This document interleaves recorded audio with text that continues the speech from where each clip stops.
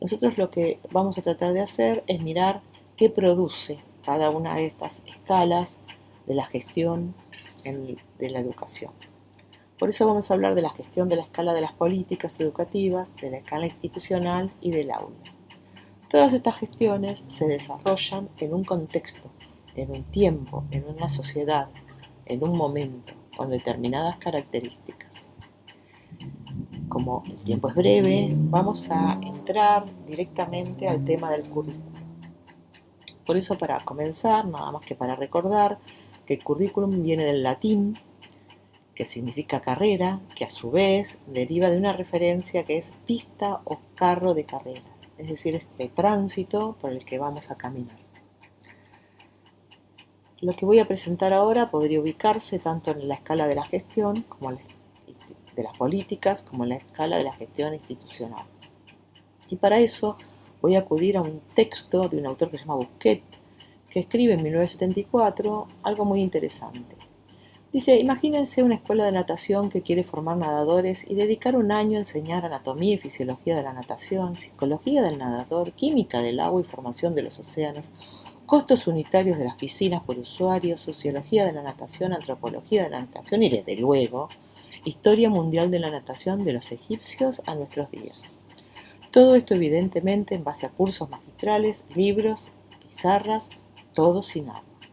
En una segunda etapa los llevaría a los alumnos nadadores a observar durante varios meses nadadores experimentados y después de esta sólida preparación los lanzaríamos en el mar en aguas bien profundas un día de temporal de enero, que además está hablando de Europa, por lo tanto es frío. ¿Qué podemos anticipar? Que aquellos que sobrevivan, los que puedan nadar, no va a ser por lo que nosotros le enseñamos, sino va a ser por su capacidad de supervivencia a nosotros mismos.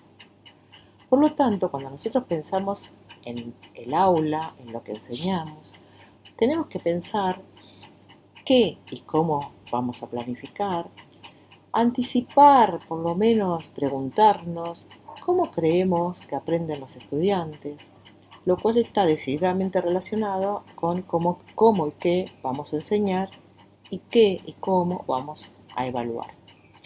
En este sentido, qué y cómo creemos que aprenden los estudiantes también está vinculado con las reglas del juego que nosotros explicitamos acerca de qué va a pasar en nuestro espacio formativo.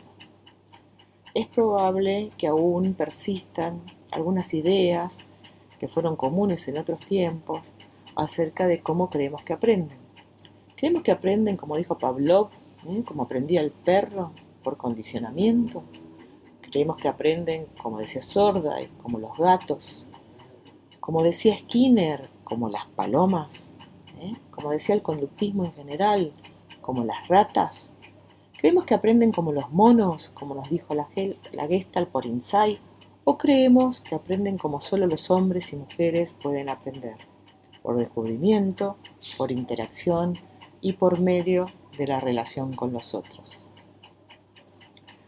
Esto parece muy fácil de elucubrar, pero investigaciones demuestran que no siempre la teoría ha permeado, ha hecho mecha, ha interpelado nuestras prácticas.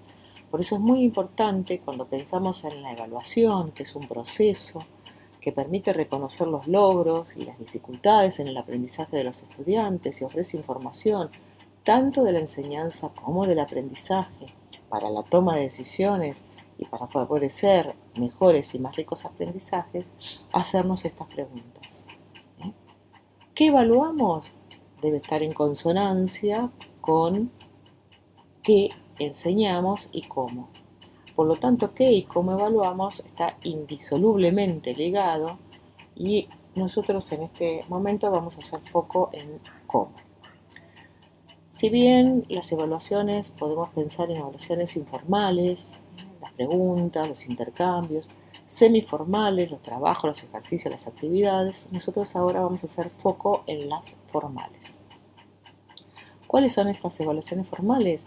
Aquellos instrumentos que además le exigimos algunos requisitos como que sean válidos, es decir, que evalúen lo que pretenden evaluar, en particular validez de contenido, que lo evaluado sea representativo de lo enseñado, confiables, que lo aplicamos en similares circunstancias y produce similares resultados, útiles y prácticos.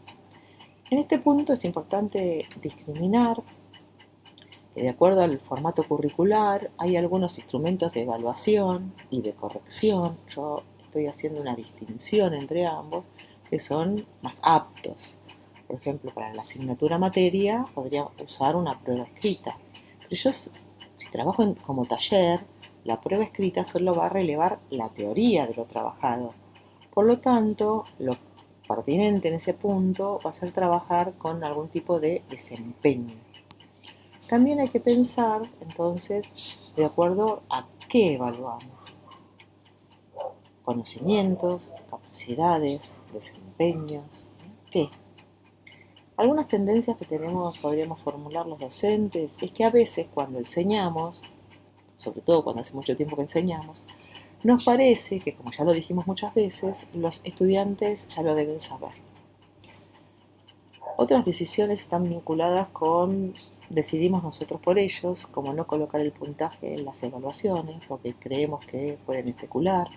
La pregunta que yo les hago es ¿por qué no darles la capacidad de decidir por dónde quieren comenzar?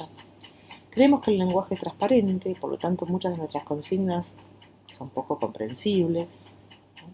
Y a veces no evaluamos en relación con lo que enseñamos.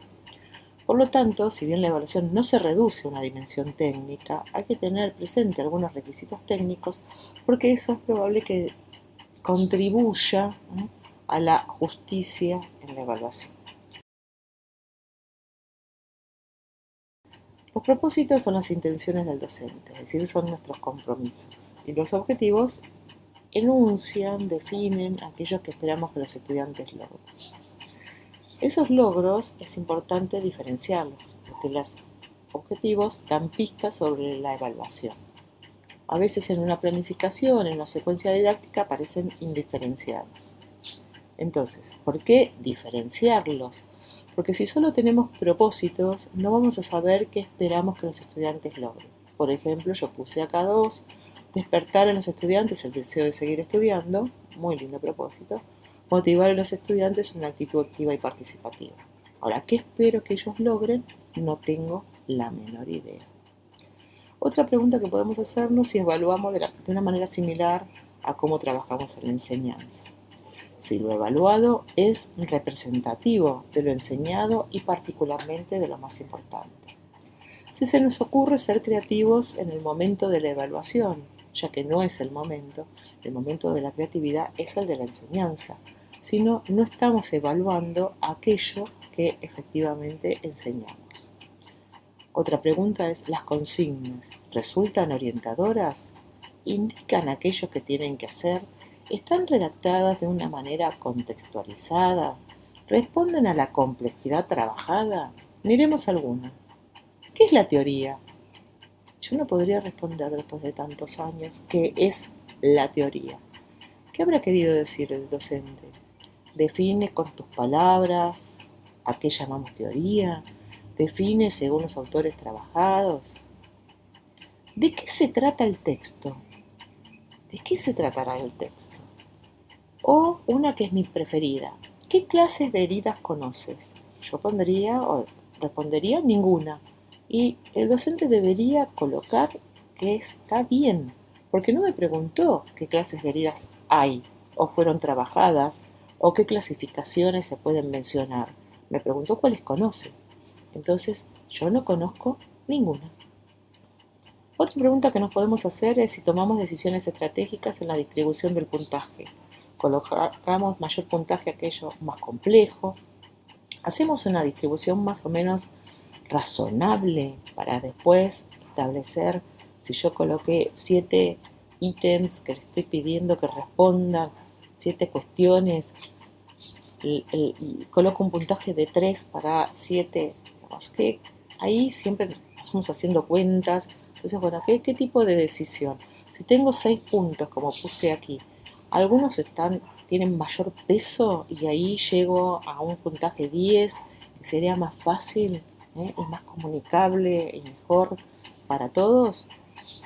Otra pregunta es, ¿necesitamos indicadores adicionales cuando ponemos criterios de evaluación? Por ejemplo, capacidad de relacionar lo ocurrido. Bien, eso es a lo mejor hasta podríamos ponerlo como aquello que queremos lograr. Ahora, ¿cómo nos damos cuenta si relaciona? ¿Cómo nos damos cuenta si tiene claridad en las ideas? O cantidad de aportes. ¿Cuáles son los aportes esperados? Otra cuestión es diferenciar registros de instrumentos de evaluación. ¿Los diferenciamos? Por ejemplo, últimamente se dice que la rúbrica es un instrumento que sirve como instrumento de evaluación. En realidad la rúbrica es un instrumento de registro, porque el instrumento de evaluación es la exposición oral, la monografía, etc. Diferenciamos entre sí la escala de estimación y una rúbrica analítica, es decir, la escala de estimación, diferenciemos, lista de chequeo es la que dice sí o no, lo hace o no lo hace. Escala de estimación es la que tiene grados, por lo tanto lo hace muy bien, bien, regular, mal. Lo hace siempre, casi nunca, nunca. ¿Sí? Y la rúbrica es la que tiene los criterios y los grados, pero además en cada celda se describe qué le corresponde a cada uno de esos grados. Una respuesta casi estandarizada sobre lo que pasa en la docencia es que a veces confunden escala de estimación con rúbrica analítica. Yo acá he puesto, por ejemplo, una lista de cotejo, que sí o no. ¿Sí? Y además hay que mirar en qué medida cuál de ellas me resulta más útil para lo que quiero trabajar. Otra pregunta es, ¿qué pasa con los niveles de desempeño que colocamos cuando elaboramos estas escalas de estimación o rúbricas? Yo puse acá algunos ejemplos como para revisar. Niveles excelente, muy bueno, bueno, satisfactorio, insatisfactorio. A ver, quiere decir que excelente, muy bueno, bueno no era satisfactorio. O excelente, distinguido, muy bueno, aprobado, desaprobado. O sea que aprobado es solamente el límite y excelente, distinguido y muy bueno no es aprobado. O una que maravillosa que dice correcto, bastante correcto, suficiente e incorrecto. ¿Sí? ¿Qué será bastante correcto? Para finalizar, algunas preguntas más. Ofrecemos retroalimentaciones ricas en detalles, oportunas, donde se destaca lo que deben hacer y donde indicamos cómo podrían mejorarlo. Elaboramos claves de corrección, sobre todo para las consignas a desarrollar, ya sean de una prueba o de un informe, algún tipo de clave donde diga, bueno, este es el puntaje máximo esperado, o por ejemplo una rúbrica holística donde coloco el máximo con todo lo esperado, menor con algo de eso que no lo ha logrado y así sucesivamente. Es decir, armamos estas claves, estas rúbricas que me permiten no solo trabajar y ser más justo en la evaluación y en la corrección, sino además me permiten dar mayor información en la retroalimentación, porque puedo decir, bueno, mire, los errores comunes fueron estos, las muy buenas respuestas estuvieron en este criterio, pero todavía tenemos que seguir trabajando. Finalmente, elaboramos con los estudiantes, o por lo menos les comunicamos los criterios de evaluación. Para finalizar, 2 frases. Una que me gustó mucho, que encontré hace poco, que es: el conocimiento es la fuente más democrática de poder. Y la otra, que es de René Favaloro, que dice: hay un compromiso social que tiene ese hombre, y mujer podríamos agregar, que tuvo la suerte de llegar a la universidad a contribuir para que la sociedad en la que vivimos sea cada vez mejor, más solidaria y más justa.